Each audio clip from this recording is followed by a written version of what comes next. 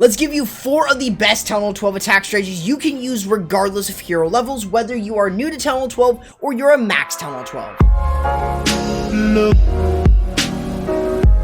What's going on, my friends? My name's Corrupt. Let's start off with a brand new Town Hall 12. As a reminder, none of these attacks are going to have super rushed heroes or no heroes. It's very difficult for me to even cover those topics. But in terms of low-level heroes, they make up a very small percentage of your attack. All of these attacks that you'll see can be used with lower level heroes, but it depends all on the base that you're hitting. This is a really strong army. This person actually does not have any of these troops maxed out. These are all Town Hall 11 level troops. Pretty much you are going to be using the lightning spells on 2 Inferno towers. The greatest way to look at it is making sure that you're able to zap out a couple other structures. So in this case, there are single Infernos, but using them to also damage other structures around it makes it a whole lot easier for you when you start to use the witches. So being able to clear through with the use of the lightning and earthquake, you can then go ahead and start sending in your golems and your witches and also your yetis. Now, this is where things get a little bit interesting. The main thing is you're bringing in 2 golems on the left and the right. You're using none of them to go in the core because you're not using your witches in this direction. Instead, you are using your yetis and your heroes only. Level 1 yetis are usually not recommended, but in this case, you can use them fairly well. Mainly using them as a tank and also having some extra damage from the Yeti mites can actually be a really big thing. Even if they don't stay up, the main goal is to support your heroes, which they do better than just bringing another golem or ice golems. That way you can use the Grand Warren ability, having the log launcher deal some extra damage, dealing with the enemy CC troops. Getting through that town hall is going to be a breeze. And having your heroes in the core of something like this, a huge, massive core, this is just going to make it so much easier. Now, the reason that this attack works extremely well is not because the point defenses and the wizard towers are lower level, it's because the golems tanked just enough for the witches on each side. This kept skeletons continuously spawning, and it allowed the attacker to absolutely smash through the base regardless. So this is something that you do want to think about. This is why when I say that golem placement is important, that's why. Because you do not want something that kind of automatically fails, something like this. So you want to make it really simple for yourself. Of course, you can use this versus multi-infernos, zapping out the multis, but this does work extremely well versus single infernos like you saw here. And being able to smash through bases really quickly is exactly what you want to do with this attack. Another army that you can use if you are new to Town Hall 12 or you have some lower level heroes is using super archers with witches with 5 lightning and 8 earthquake spells. But of course, remember that not every base I show in this video is going to be maxed. But if you guys do enjoy all the content that I bring here on the channel, consider subscribing and ringing the bell so you don't miss any of my Town Hall 12 and Town Hall 13 breakdowns of different attack strategies and stuff like this. So in order to use this attack, pretty much you want to look for an area to use 5 lightning spells on. Usually this is to sort of get rid of something like an eagle artillery, but you're getting rid of multiple buildings around there, so the earthquake spells are used to add extra damage. But pretty much what you want to do is use the lightning spells to sort of lighten up an area, like for instance the eagle artillery in that case, but then also being able to use the other earthquake to move your way across, using the Grand Warren ability early to protect the super archers and the witches as they start to work themselves in. Opening the core of the base allows him to get rid of the town hall with the log launcher, and the super archers are able to pick off everything from the core. So having witches and super archers go down this direction, it's a complete wall of spam. Even though the base is not completely maxed out, it still gives you an idea. Going in and dealing with 3 super minions is not really a difficult thing to worry about because you've got golems in the core, you've got witches, you've got skeletons. There's so much distraction for everything. So you've got witches in the core, some on the left, and you've got some on the right of the base, just absolutely working yourself throughout it.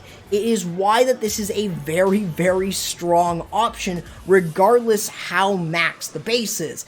And this is a very, very quick attack. Even if most of the super archers and the witches go on the outside, you can still get to a large area, because super archers, as long as there is something in front of them, either tanking or using them as distraction, the skeletons really provide a lot of support, and it allows the super archers to smash their way through bases regardless. Even if there are some troll builder huts, it still gives you a really good incentive. Look at all of those skeletons. They were about to die, but you had so many skeletons there.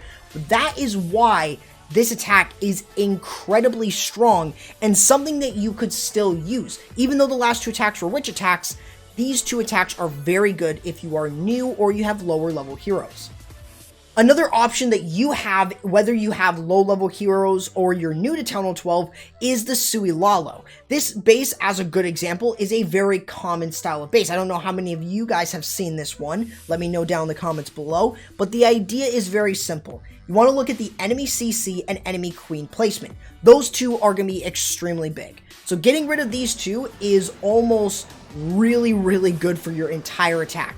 Killing off the enemy queen, luring out and killing off the enemy CC, and letting your queen take down the town hall. Since they're all on the outside of the base, it's really, really simple. Of course, there are no air defenses by this area. Typically, I would say, oh, deal with air defenses. But in this case, you'll see why in just a second. But dealing with all these type of things and letting your Sui hero get rid of a large area of the base is exactly what you want, so you can start your Lavaloon. Now, in terms of your Lavaloon portion, that's a different story. What you've got in this case is easy and predictable pathing with the Lavaloon. You have two air defenses in the core, and everything goes through this little alleyway, which gives you enough tankage as you work your way around. So using this in terms of pretty much letting your first group go into this direction, so you pretty much have this first group going in, then you have another group. They're pretty much going to merge together. You've also got the Stone Slammer, and you can use that to clear through an area that you haven't already cleared or use on the back end. You are going to use the haste spells to get to things like the air defenses and wizard towers a little bit quicker. You can use the Stone Slammer a little bit towards the back end part of the base in order to control where the balloons and stuff are going. You could bring in the use of rage spells to keep the balloons up as they start to move themselves across. Using the Grand Warren ability allows you to have a little bit more power as you start to work yourself around. Even though in this case here, it seems like it's going to be rather slim due to this area not being cut out, but it's still completely fine. He has enough spells to push through the rest of the base with enough balloons. 2 free spells is more than enough to get through the wizard towers and single infernos that are still left up here. And using the haste spells and freeze to get over to big key defenses like the wizard towers and multi-infernos is extremely important. Using the rage spells allows you to power through, getting some really good damage off, and being able to still clear through the rest of it.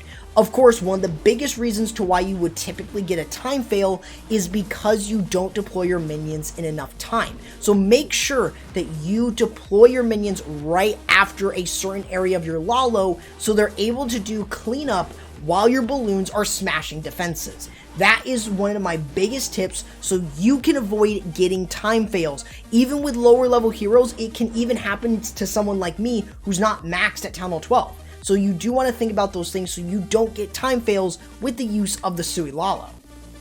Now, of course, with max heroes, you will be able to use any attack strategy. One that is particularly very strong is the use of the hybrid. You can still use this with lower level heroes. I've done this as a new Town Hall 12, and it works incredibly well. So the idea is very simple. You are looking at the enemy CC placement. You also want to create a funnel. A great example is getting rid of this, so you can either send your hybrid in this direction or this direction. That's how you want to think about it. So in this case, he decides on using the queen ability to go through the single. I would not recommend that, and instead I would just use a free spell so you don't need to worry about it too much.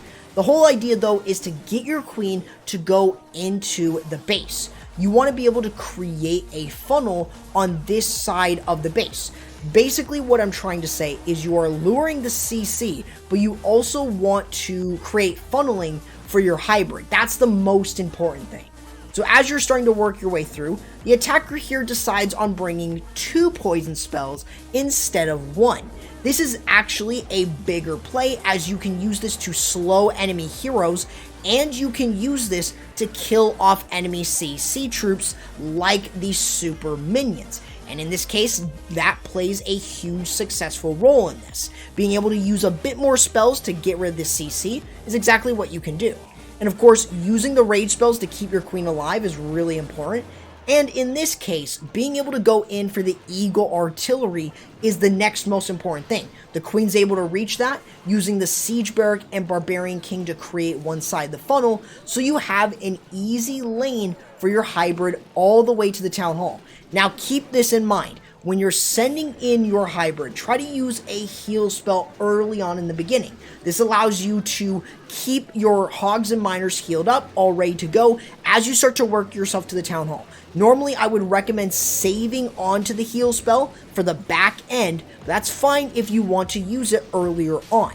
Sometimes you may even get lucky and you may have your healers swap right onto your hogs and miners. In this case, it's actually healing the P.E.K.K.A. and the King. But you do want to use the Grand Warden ability to move through the Town Hall bomb. That way you're able to protect some of the hog riders and also the miners as they work themselves through.